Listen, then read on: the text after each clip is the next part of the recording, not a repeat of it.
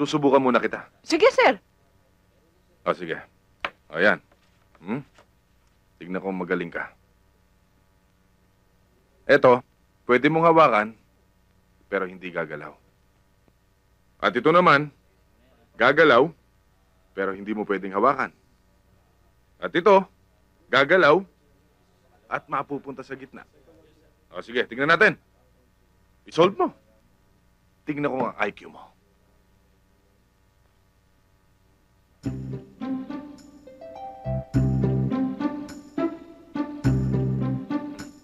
Okay?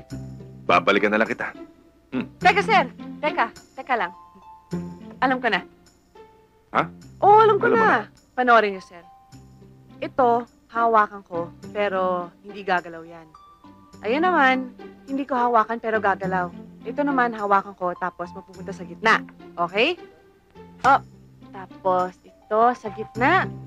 Ayan, eksakto. Nasa gitna na siya, sir. Wala, stick din yung IQ mo, no? O, di ba, sir? So, tanggap na ako, sir? Tanggap na ako? May magagawa pa ba ako? Yes! Sir, kung hindi nyo naman mamasamain, ako naman ang susubok sa IQ nyo. Aba, average ng IQ ko. Oh, syempre naman, alam na natin yun, di ba? Pero subukan pa rin natin. Ano? Sige, Practice sige na natin. lang. 3 to, sir, di ba? Mhm. Ngayon, paano mo yan gagawing 4 nang hindi mo dinadagdagan? Paano ko gagawing 4 4. nang hindi ko dinadagdagan? Yes, sir. Sir, isipin nyo, ha? Babalikan ko na lang kayo mamaya. Okay, sir?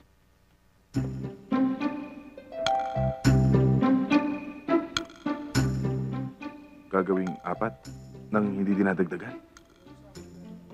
Teka, niloloko yata ako nito eh.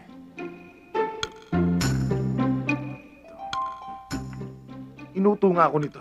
Ano ako, magician? Alam mo, maisaan mo ako ah. Teka, baka nga pwede maging 4 to.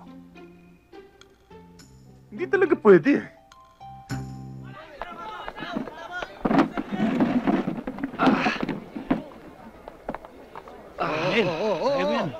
Bigyan niyo ng hangin, lumuwag kayo. Okay lang ako. Pasasabihan ko na si Direktor, padala ka na sa ospital. Huwag delikado. Masisira lahat ang inumpisahan natin dito. Tama si Angel. Hindi dapat umugong na na-ospital siya. Lalong-lalo na lang nakatira. E di lalong nagadibdib ang mga dito. Ang kailangan ko lang gamit. Tsaka anti-tetano. Nagawa mo na ba ito, Angel? Madalas kong ginagawa sa babato sa mga tao ko nga lang di sa sarili ko. Wala namang tinamaang ugat eh. Umaselang parte ng laman. Nasa balat lang eh. Mabuti na lang talaga, Paltik. Kaya balagbag. Sigurado ko, Angel, pagputok, nakapatagilid ka. Kaya ayun, medyo nailaga mo ang bala. Yan ang dapat na umugong. Wala nang medyo-medyo. Nailaga ng bala. At yan, hindi man ka panipaniwala, pero yan ang kailangan makarating sa ating mga tao. Tama si Katuring. Nasaan ba alalay mo, Angel? Andon, sa Bible study.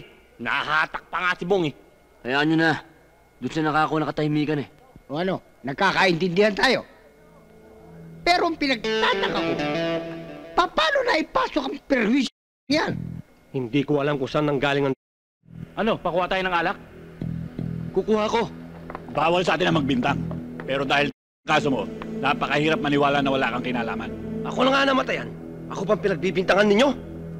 Kumakalas na ako sa pagkakaisa ng pangkat na ito. Sandali lang, Commander. Gusto mangyari. 10 taong tahimik itong bilibid, ha? Sa tagal ko rito, walang naperwisyo. Ibig sabihin, sa dalaw galing.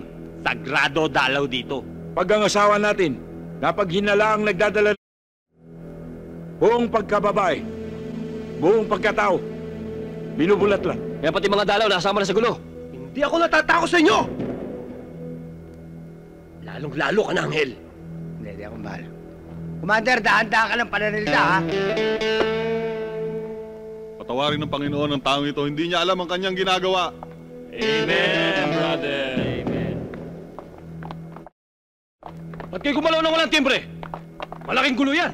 Sir, hindi naman po kasalanan ni Angel eh. Eto na, walang anesthesia. Pero nakakuha ko ng anti-tetano. Patatarimahin ko muna yung mga tao. Para magapan yung ugong.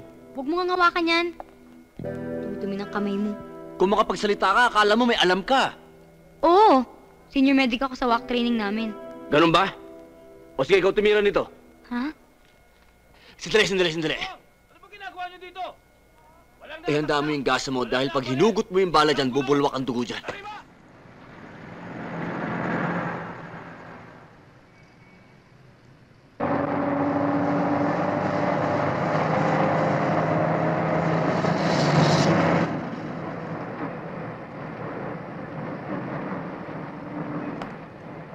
Oh.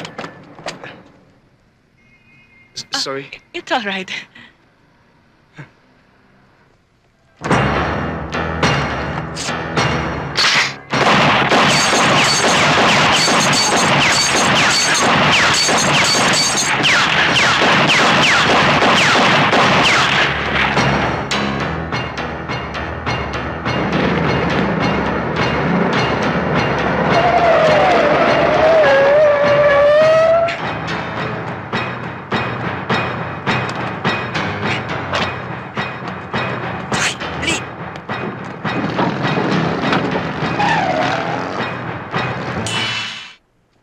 Si Teniente Antonio Sison ng Western Police District ang susunod nating target.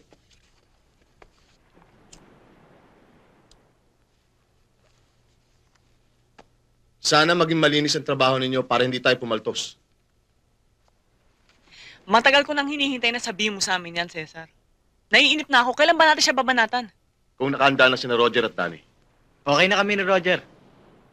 Ready na kami. Handa na rin yung coaching gagamitin bukas. Hoy! Ano ba sinisilip mo dyan? Pinag-aaralan ko yung mga kapitbahay natin sa ibaba. Nagdududa kasi ako. Tingnan mo. 7 lalaki, 1 babae. At ang babata nila. Hindi mo naman sasabihin magkakapatid dahil hindi naman magkakamuka. Oo nga, no? Uy, sa tingin ko halos magkakasing edad lang eh. Alam ko na. Siguro mga estudyante yung mga yan. Estudyante? Napaka talaga, Desta. Kung estudyante ka ba, dito ka titira? Hindi ba dapat sa dormitoryo? At saka tingnan mo, may mga baril.